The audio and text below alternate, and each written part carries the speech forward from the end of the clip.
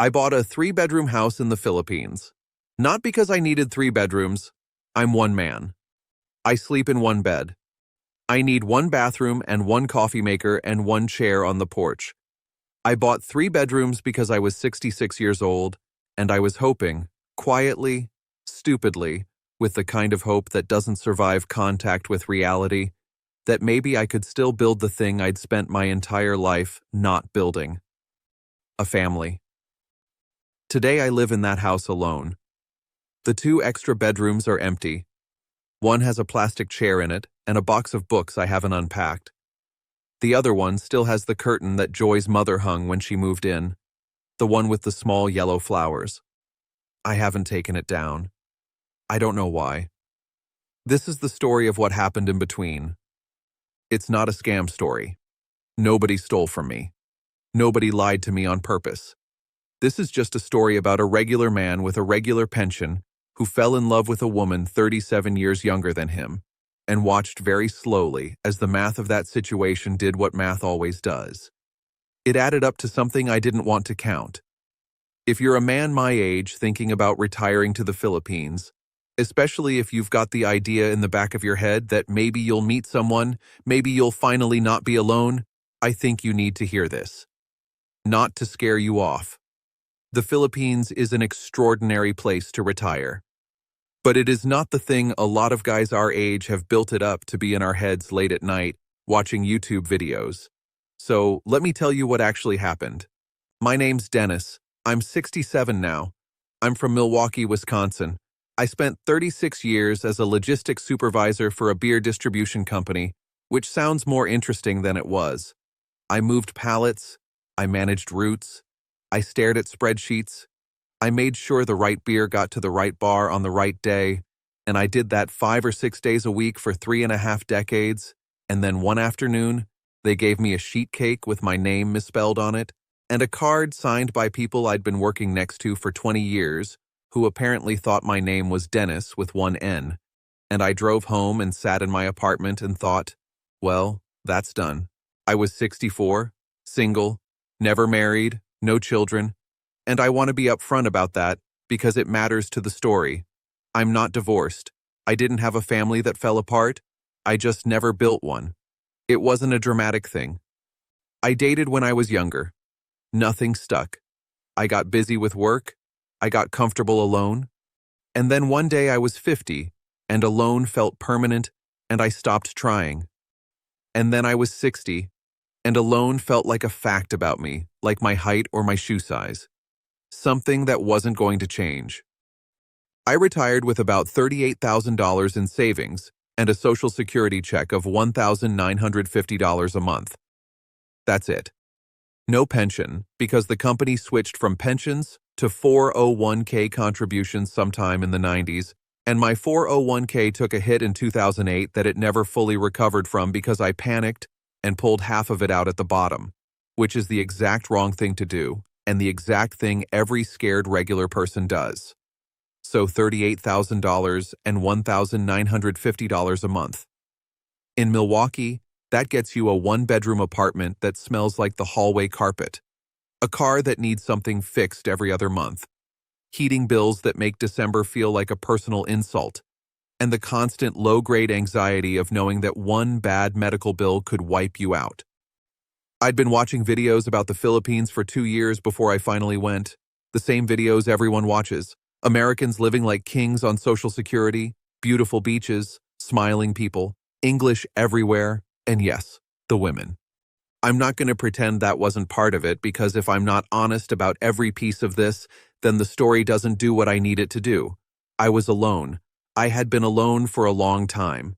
And the idea that maybe in a place where the cost of living was low and the culture was warm and people actually looked at you when you walked down the street, maybe I could find someone.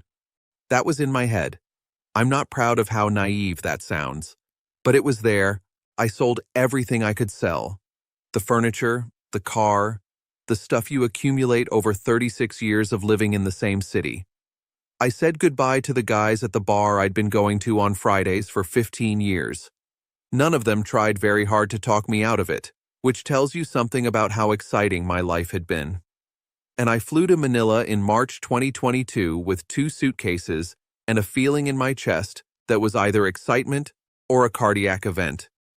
Manila was too much, too loud, too fast, too many people who all seemed to know exactly where they were going while I stood on the sidewalk trying to figure out which direction was north. I lasted 2 weeks. I wanted the beach, I wanted the postcard. So I took a bus and a ferry to Puerto Galera in Mindoro. It's a beach town about 3 hours south of Manila. Turquoise water, white sand, palm trees, the whole thing. I found a little house to rent near the beach, 1 bedroom, outdoor kitchen, a porch with a view of the water. 12,000 pesos a month, about $215. Utilities were almost nothing. Food was cheap. I was living on maybe $450 a month total, and I felt like I had pulled off the greatest heist of my life, stealing a good retirement from a country that wasn't going to give me one. The first 4 months were exactly what I'd pictured. I woke up to the sound of the ocean. I drank my coffee on the porch. I walked the beach. I read books I'd been meaning to read for 20 years. I met other expats, mostly Australians and Americans, some retirees, some younger guys working on laptops. We'd drink San Miguel together in the evenings and watch the sunset and talk about how smart we were for getting out. It felt like the brochure. And then typhoon season came. I'd read about typhoons. Reading about them is not the same as sitting in a house made of bamboo and tin, while the wind sounds like a freight train that's decided your roof is in its way. My first real storm hit in August. The local government told everyone near the coast to move inland. My landlord called and said I should go to an evacuation center. I didn't want to leave because I'm a stubborn man from Milwaukee and we don't evacuate for weather. We shovel it. That was a mistake. The storm lasted almost 2 days. It ripped a section of my roof clean off. The ocean pushed up the beach and water reached my front steps. I spent 2 nights in the dark listening to sounds I didn't know wind could make, and thinking about every decision that had led me to this specific moment of sitting on a floor in a foreign country with rain pouring through a hole in a roof I didn't own. When it passed and I looked at the damage, I understood something clearly for the first time. Beach living in the Philippines is not the permanent vacation the YouTube videos sell you. It's beautiful, yes, but it's also exposed. The storms are real, the flooding is real, and I could not spend every rainy season terrified in a house that might not be standing in the morning. So I started looking for something more permanent, something solid, something inland. I kept coming back to Bacolod. It's the capital of Negros Occidental, over on the western side of Negros Island. They call it the City of Smiles. It's a mid-sized city, maybe 500,000 people. It's got good hospitals, a university, a small but established expat community, and it sits in a geographic pocket that's somewhat sheltered from the worst typhoon tracks. The cost of living was still low. It felt like the right place. I moved to Bacolod in September and started looking at property. And this is where I need to tell you about the house because the house is where everything either started or went wrong depending on how you look at it. Buying property in the Philippines as a foreigner is complicated in a way that should make any sensible person uncomfortable. You can't own land. You can own the structure on the land. So you either do a long-term land lease, or you buy the house through a Filipino partner, or you set up a corporation, or you do one of several other legal arrangements that all have gray areas wide enough to drive a jeepney through. I found an agent, a woman named Ate Margie, who worked with foreigners and who explained the options with the patient clarity of someone who had given this speech many times and was used to watching the color drain out of grown men's faces. She showed me places for weeks. 1 bedrooms for around 1.3 million pesos, 2 bedrooms for about 2 million. And then she showed me a 3-bedroom concrete house in a quiet barangay about 20 minutes from the city center. Solid construction, typhoon rated, small yard, nice street with Filipino families and a couple of other foreign retirees. The asking price was 2.9 million pesos, about $52,000. Nearly everything I had. I stood in that house. I walked through the 3 bedrooms, and I thought about my life. 66 years old, never married, no children, 36 years of moving pallets and managing routes and eating dinner alone in a one-bedroom apartment in Milwaukee. And I thought, maybe it's not too late. Maybe I buy this house and maybe I meet someone and maybe one of these empty bedrooms becomes something other than empty. Maybe one becomes a guest room. Maybe one becomes an office. Maybe, if things really worked out, maybe one becomes something I'd given up imagining a long time ago. I know. 66 years old thinking about building a family? It sounds ridiculous written down. But hope doesn't care about logic. When you've been alone your entire adult life, the smallest possibility of not being alone anymore has a gravity to it that pulls harder than common sense. I bought the house. I paid the $2.9 million. I kept about $4,000 in savings for emergencies. And I moved into a 3-bedroom house that was 2 bedrooms too many for a man who had no one to put in them. I met Joy 3 months later. February. I was at a small coffee shop near the University of St. La Salle, one of those places where you go because you need a reason to leave the house, and coffee is a better reason than admitting you're lonely. She was working there part-time while studying for her nursing board exam. 29 years old. Warm in the way that's hard to describe to people who haven't experienced Filipino warmth. The kind where you can't always tell if it's genuine affection or just extraordinary politeness, and you want it to be the first one so badly that you stop trying to figure out which. We started talking. Small talk at first. Where are you from? Why did you move here? What do you think of the Philippines? Then longer conversations when the shop was quiet. She'd ask about Wisconsin. I'd ask about her studies, her family, her plans. She told me she wanted to work in a hospital, pass her boards, maybe go overseas eventually, Singapore or Saudi Arabia, like so many Filipino nurses do. She had ambition. She had a plan. She was building something with her life, which was more than I could say about mine at that point. I asked her to dinner after about 3 weeks of these coffee shop conversations. She said yes. We went to a place near the Bacolod public plaza. We talked for 3 hours. She told me about her mother, Nanay Mercy, who had raised 3 kids alone after Joy's father left when Joy was 11. She told me about her younger sister Angelica, 22, and about her cousin Rose, 20, who Nanay Mercy had taken in when Rose's mother died. That's common in Filipino families. You take in the children who need taking in. It's one of the most beautiful things about the culture, and one of the things that becomes complicated when you're the foreigner who eventually ends up responsible for all of them. But I'm getting ahead of myself. Joy and I started seeing each other regularly. Dinners, walks around the plaza, weekend trips to the ruins in Talisay. After about 2 months, she started staying at my house on weekends. After 3 months, she moved in. It happened the way these things happen when you're lonely and someone is warm, and you've got a 3-bedroom house with 2 empty rooms, and the idea of filling them feels like the most important thing left on your list. Having her there changed everything. The house felt like a home. We cooked together. We watched movies on my laptop. She'd come home from studying and tell me about pharmacology and patient assessments, and I'd pretend to understand and she'd laugh at my pretending. I was happy. I want to be clear about that because the ending of this story might make you think I wasn't. I was happy. Genuinely. For the first time in longer than I can remember, I was not alone, and I was not pretending to be okay with being alone. Then the typhoon came. October. About 4 months after Joy moved in.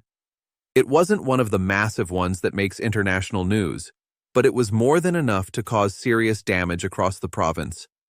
Joy's family lived in a lower-income area on the outskirts of the city. Houses made mostly of wood and tin roofing. The kind of construction that doesn't argue with a typhoon.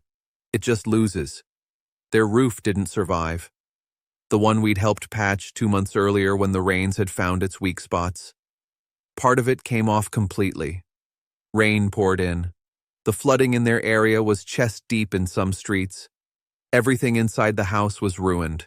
Furniture, clothes, appliances, school materials. all of it soaked and gone. Joy got the call from Nana Mercy during the storm. They were physically okay, but the house was destroyed. Joy looked at me, and I could see her trying to figure out how to ask what she needed to ask without asking it. I didn't make her ask. I said, "Tell them to come here. Tell them to bring whatever they can carry and come here. We've got room." And we did have room. That was the thing. I had bought room. I had bought 2 extra bedrooms because I was hoping to fill them, and now they were being filled, just not the way I'd imagined. Nana Mercy arrived with Angelica and Rose. They were exhausted, soaked, carrying bags of wet clothes and whatever they'd managed to save. We got them dry, got them fed, got them settled into the 2 empty bedrooms. I told them they could stay as long as they needed, until their house was rebuilt, until they found somewhere else, as long as they needed. What I thought would be a few weeks became permanent without anyone ever saying the word permanent. Life adjusted. Nana Mercy took over the kitchen. Filipino food every meal, adobo, sinigang, tinola, the rice cooker running from morning to night. The house was full of noise and movement and the particular energy of 4 women sharing a space that one quiet man from Milwaukee had been rattling around in alone. They were respectful. I want to be clear about that because it matters. They cleaned. They helped maintain the house. Nana Mercy did laundry without being asked. Angelica and Rose swept and mopped every morning. They weren't freeloaders. They contributed what they could. But the financial reality was simple. I was now supporting 5 people on $1,950 a month. My pension converts to about 112,000 pesos. Groceries for 5 people ran about 12,000 to 14,000 pesos a week. Call it 50,000 to 56,000 a month just for food. Utilities went up because 5 people use more water, more electricity, more of everything. Joy needed money for her exam fees and review materials. Angelica needed things. Rose needed things. There was always something. Not extravagant things, basic things, shampoo, medicine, a new pair of shoes because the old ones didn't survive the flood, the kind of needs that are completely reasonable individually and completely overwhelming collectively. I was spending 75,000 to 80,000 pesos a month. That left me about 30,000 pesos, roughly $550 for everything else.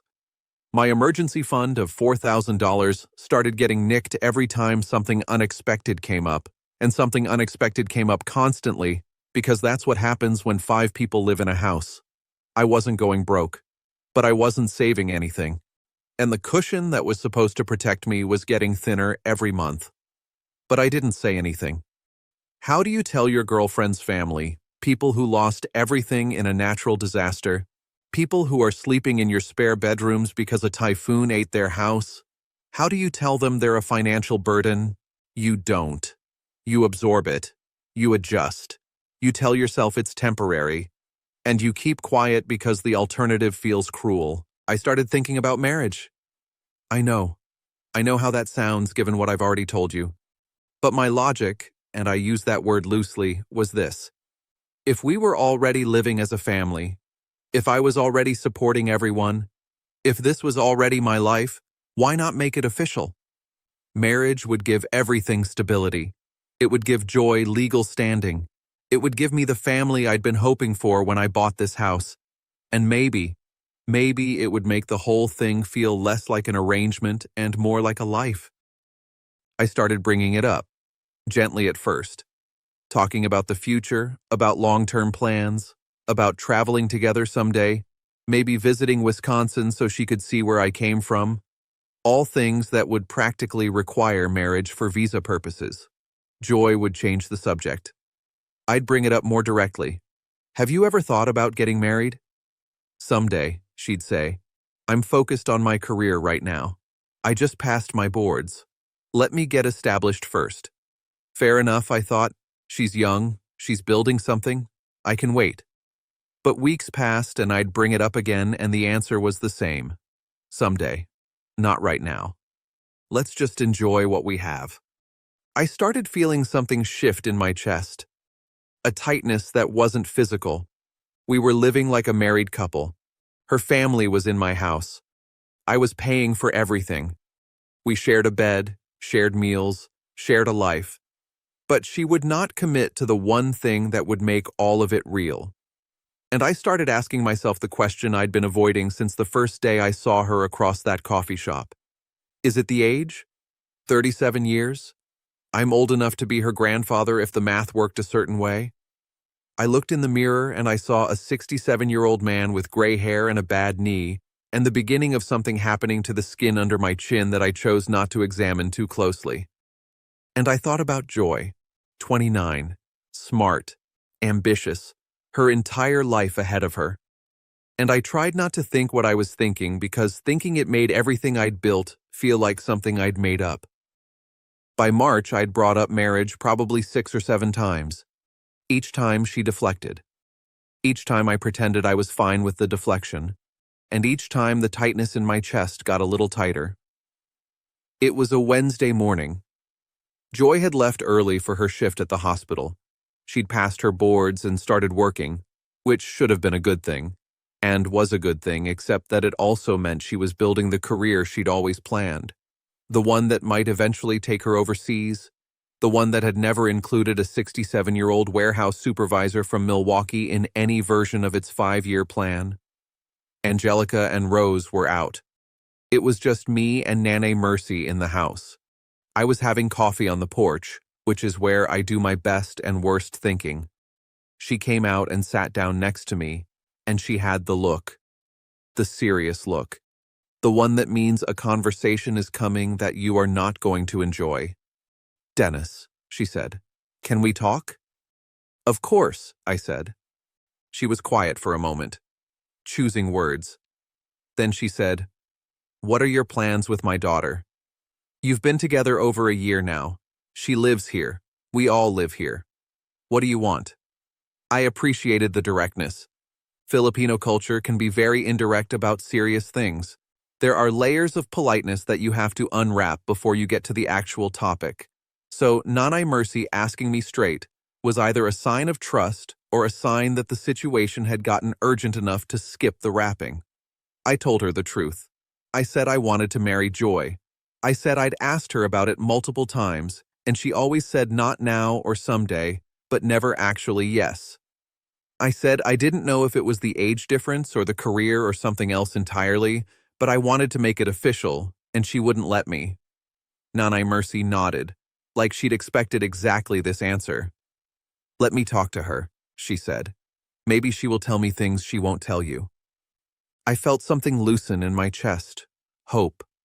That stupid, reliable, gravity-heavy hope. Maybe Joy needed her mother's encouragement.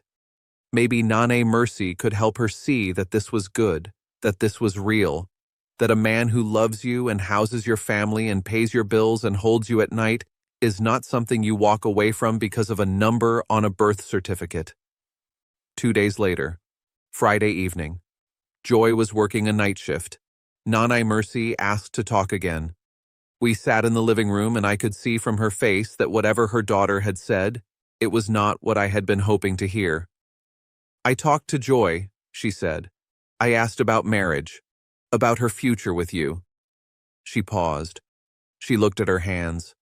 Then she looked at me. "She says you are a good man.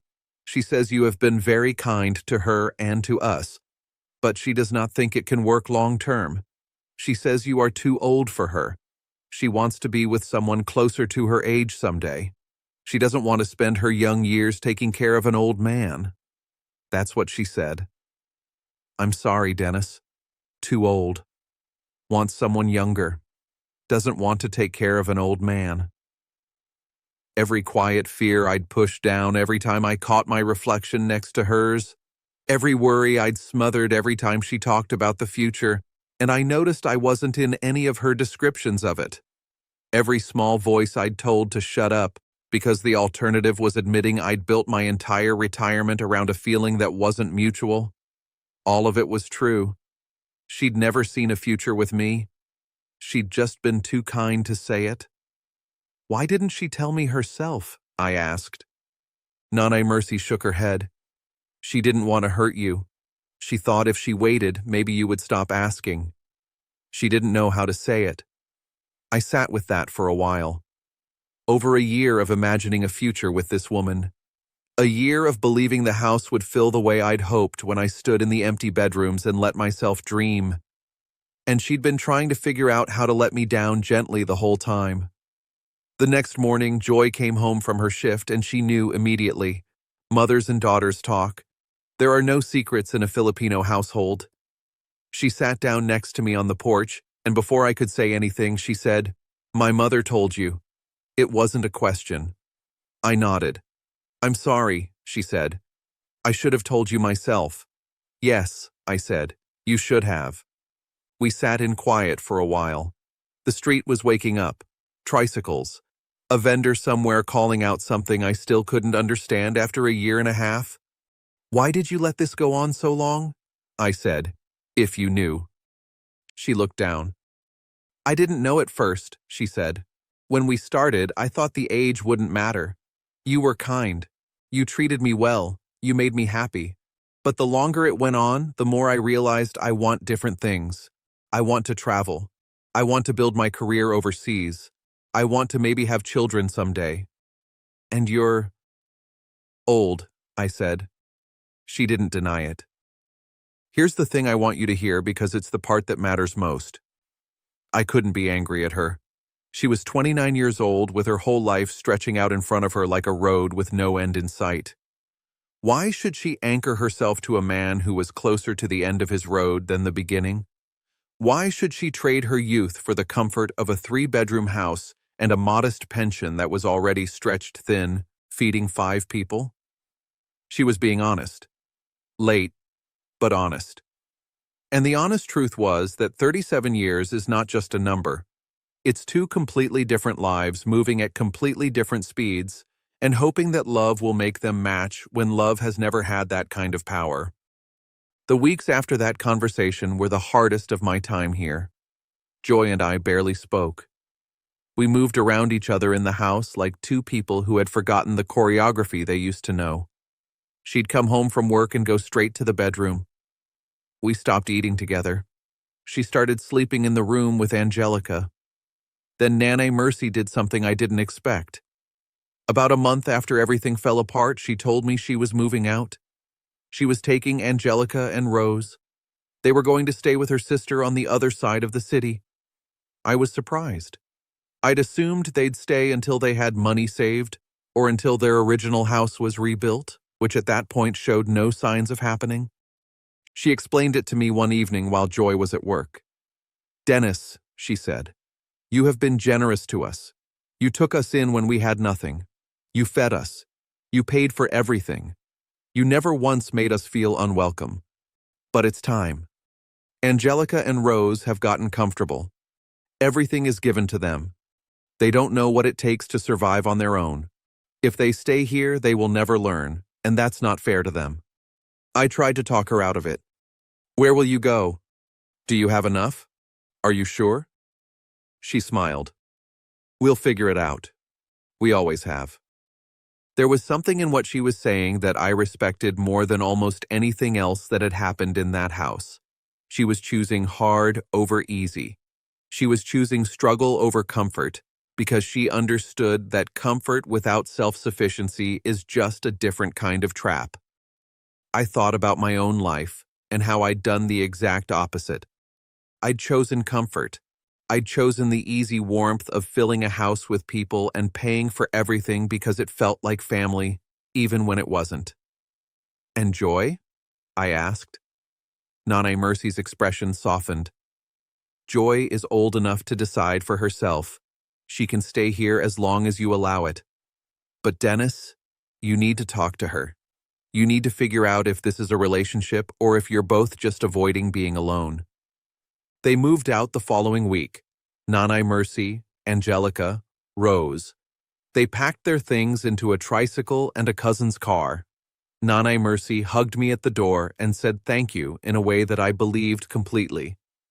Rose, who had barely spoken to me the entire time she'd lived in my house, looked at me when she was leaving and said, "Thank you, Tito Dennis."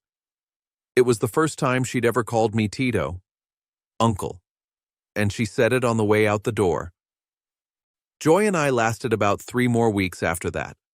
Without her family in the house, without the noise and the cooking and the distractions, there was nothing left to hide behind. We were 2 people sharing a house who had run out of reasons to pretend they were sharing a life. One evening she said, "I think I should go." "I know," I said. "I'm sorry." "I know. You're a good man, Dennis. You deserve someone who sees a future with you. I hope you find that." "I hope you find what you're looking for too," I said. And I meant it. She packed over the next few days. There was no dramatic goodbye. She left one afternoon while I was out walking, which I think was deliberate. She didn't want the scene. Neither did I. I came home to a house that was emptier than it had been before she arrived because now the emptiness had context. Before her, the rooms were just rooms. After her, they were rooms that used to have people in them. That's a different kind of empty. That was about 8 months ago. I'm 67 now. I still live in the same 3-bedroom house in Bacolod, the one I bought because I was hoping. The 2 extra bedrooms are still empty. Nana Mercy's yellow-flowered curtain still hangs in the window of the room she slept in. I should take it down. I will eventually. I haven't heard from Joy. She's probably working, building her career, maybe applying for positions overseas the way she always planned. Maybe she's dating someone her own age. I hope she is. I mean that.